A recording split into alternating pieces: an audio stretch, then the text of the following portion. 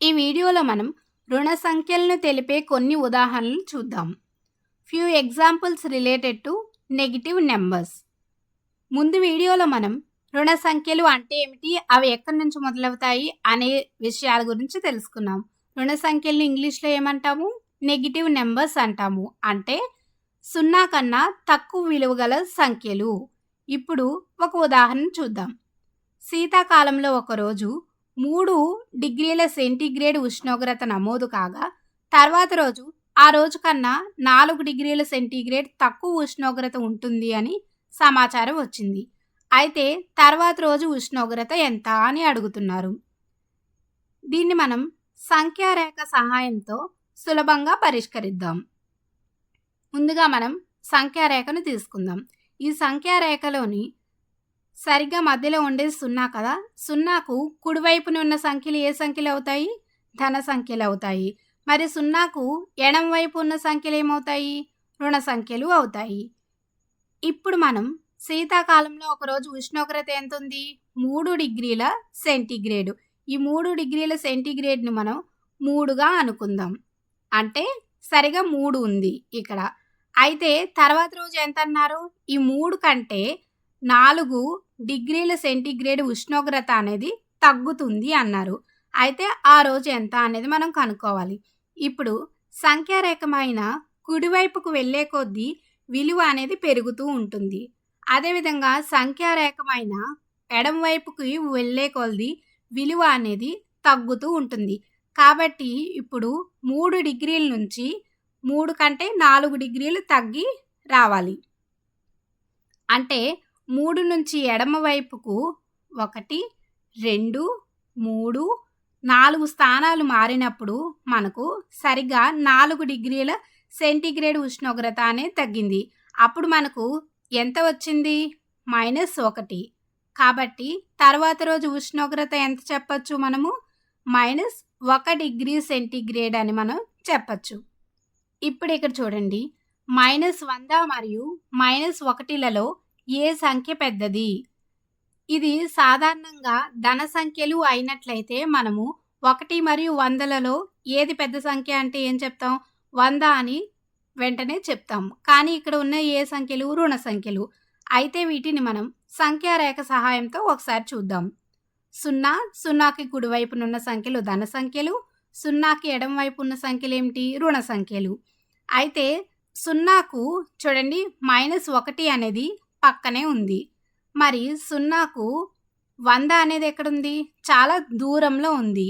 ఇప్పుడు మనం సంఖ్యారేఖ పైన ఎడమ వైపు వెళ్ళే కొద్దీ సంఖ్యలన్నీ విలువ అనేది తగ్గుతూ ఉంటుంది. అదేవిధంగా ఎప్పుడైనా రుణ సంఖ్యలు అనేవి 0కు దగ్గరలో ఏ సంఖ్య అయితే ఉంటుందో అదే మనకు పెద్ద సంఖ్య అవుతుంది. 0కు దూరంగా ఉన్న సంఖ్య అనేది చాలా చిన్న సంఖ్య అవుతుంది. దీన్ని బట్టి మనం -1 మరియు -100లలో ఏది పెద్ద సంఖ్య అవుతుంది? -100 కన్నా -1 అనేది పెద్ద సంఖ్య అవుతుంది. ఎందుకు అంటే -1 అనేది 0కి బాగా చేరువలో ఉంది కాబట్టి. ఇప్పుడు -20 మరియు -160లలో ఏ సంఖ్య పెద్దది అంటే మీరు ఏం చెప్తారు? -160 కన్నా -20 అనేది పెద్ద సంఖ్య అనేది మనం చెప్పచ్చు. ఇప్పుడు మరో ఉదాహరణ చూద్దాం. శ్వేత బ్యాంకులో 1000 రూపాయలు ఉన్నాయి. తన దగ్గర ఉన్న కార్డును ఉపయోగించి తనకు కావలసిన వస్తువును 3000 రూపాయలకు కొన్నది. అయినా శ్వేత బ్యాంకుకు ఎంత అప్పు చెల్లించాలి? దీన్ని కూడా మనం సంఖ్యారేఖ సహాయంతో పరిష్కరిద్దాం. ఇక్కడ సంఖ్యారేఖలో మధ్యలో 0 ఉంది అనుకుందాం. అయితే 0కు కుడివైపున ఏ సంఖ్యలు ఉంటాయి? ధన సంఖ్యలు ఉంటాయి. ఇక్కడ మనం వీటిని 1000, 2000 ఈ విధంగా తీసుకుందాం. అయితే శ్వేత బ్యాంకులో ఎన్ని రూపాయలు ఉన్నాయి? 1000 రూపాయలు ఉన్నాయి. కానీ తను ఏం చేసింది? 3000 రూపాయలను ఖర్చు పెట్టి ఒక వస్తువును కొన్నది. మరి ఈ 1000 రూపాయలు కాకుండా మిగిలిన డబ్బులు తనకు ఎక్కడి నుండి వచ్చాయి? అంటే తన దగ్గర కార్డు ఉంది కదా, ఆ కార్డును ఉపయోగించి బ్యాంకు నుండి తను అప్పుగా తీసుకుంది. అయితే ఎంత అప్పు తీసుకున్నది అన్నది ఇక్కడ ప్రశ్న. తన దగ్గర 1000 రూపాయలు ఉన్నాయి. మొత్తం ఎంత? 3000 పెట్టి తన వస్తువును కొన్నది. ఇక్కడ మనం సున్నాకి ఎడమ వైపు -1000, -2000 ఈ విధంగా తీసుకున్నట్లయితే చూడండి, శ్వేత దగ్గర ఉన్న 1000 రూపాయలు వాడేసింది అనుకుందాం. అప్పుడు తన బ్యాంకులో ఎంత ఉంటుంది? 0 బ్యాలెన్స్ అనేది చూపిస్తుంది. తన ఖాతాలో ఏమీ డబ్బులు లేవు అన్నట్లు. అయితే ఇప్పుడు తను ఎన్ని వేల రూపాయలు పెట్టుకున్నది? 3000 రూపాయలు. ఇప్పుడు బ్యాంకు నుంచి 1000 రూపాయలు తీసుకుంటే తన దగ్గర ఉన్న ఒక 1000, ఈ 1000 మొత్తం ఎంత అవుతుంది? 2000 అవుతుంది. కాబట్టి మరొక 1000 తీసుకుంది. అప్పుడు ఎంత తీసుకుంది? బ్యాంకు నుంచి 2000 తీసుకుంది. తన దగ్గర ఒక 1000, మొత్తం 3000 అయింది. కాబట్టి శ్వేత బ్యాంకు నుంచి ఎన్ని వేలు తీసుకుంది? 2000 తీసుకుంది. కాబట్టి శ్వేత బ్యాంకుకు 2000 అప్పు అనేది చెల్లించాలి.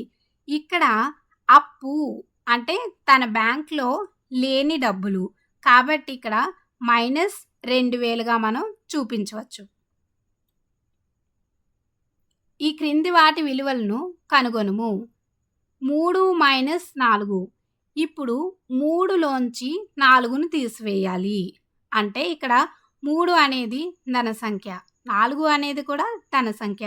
కానీ 3 కంటే 4 పెద్దది. మరి ఏ విధంగా తీసివేస్తాము? ఇక్కడ సంఖ్యారేఖ సహాయంతో ఒకసారి మనం చూద్దాం. సంఖ్యారేఖపై 0, 0 కుడివైపునున్న సంఖ్యలు ధన సంఖ్యలు, ఎడమ వైపు ఉన్న సంఖ్యలు ఏమిటి? రుణ సంఖ్యలు. ఇప్పుడు మనకు 3 నుంచి 4ను తీసివేయాలి. అంటే 3 ఇక్కడ ఉంది. 4ను తీసివేయడం అంటే అర్థం ఏమిటి? 3 నుంచి 4 స్థానాలు ఎడమ వైపుకు వెళ్ళాలి. అంటే 1, 2, 3, 4. ఇప్పుడు ఎంత వచ్చింది మనకు? -1 వచ్చింది. అంటే 3 - 4 అనేది -1గా మనం చెప్పచ్చు. అదేవిధంగా 2 - 8 అంటే 2లోంచి 8ని తీసివేయాలి. దీన్ని కూడా మనం సంఖ్యారేఖపై ఒకసారి చేసి చూద్దాం. 0 మరియు 0 కుడివైపు ధన సంఖ్యలు, ఎడమవైపు రుణ సంఖ్యలు. ఇప్పుడు మనకు 2 నుంచి 8 తీసివేయాలి. 2 అనేది ఇక్కడ ఉంది. దీని నుంచి 8ని తీసివేయాలి. అంటే 2 నుంచి 8 స్థానాలు ఎడమ వైపు వెళ్ళాలి. 1, 2, 3, 4, 5, 6, 7, 8. ఎంత వచ్చింది మనకు? -6 వచ్చింది. కాబట్టి 2 - 8 ఎంత అవుతుంది? -6. -4 - 2. ఇక్కడ సంఖ్యారేఖపై -4 అనేది ఇక్కడ ఉంది. ఇప్పుడు ఈ -4లోంచి 2ని తీసివేయాలి. అంటే 2 స్థానాలు ఎడమ వైపు వెళ్ళాలి. అంటే 4 నుంచి -5 1, దీని నుంచి మరొక స్థానం అంటే -6. కాబట్టి -4 - 2 అనేది -6 అని మనం చెప్పచ్చు. ఇప్పుడు -3 + 2 సంఖ్యారేఖపై తీసుకున్నప్పుడు -3 అనేది ఇక్కడ ఉంది. ఇప్పుడు +2 అంటే -3 నుంచి కుడివైపు 2 స్థానాలు ముందుకు వెళ్ళాలి. ఎందుకు? కలుపుతున్నాం కాబట్టి. అప్పుడు -3 నుంచి కుడివైపు కంటే -2, -1. కాబట్టి -3 + 2 ఎంత వచ్చింది? -1. ఇప్పుడు -1 - 2 దీన్ని కూడా సంఖ్యారేఖపై తీసుకున్నప్పుడు మనకు -1 అనేది ఇక్కడ ఉంది. ఇప్పుడు ఈ -1లోంచి 2ని తీసివేయాలి. అంటే ఎడమ వైపు 2 స్థానాలు వెళ్ళాలి. 1, 2. ఎంత వచ్చింది? -3 వచ్చింది. కాబట్టి -1 - 2 అనేది ఎంత? -3.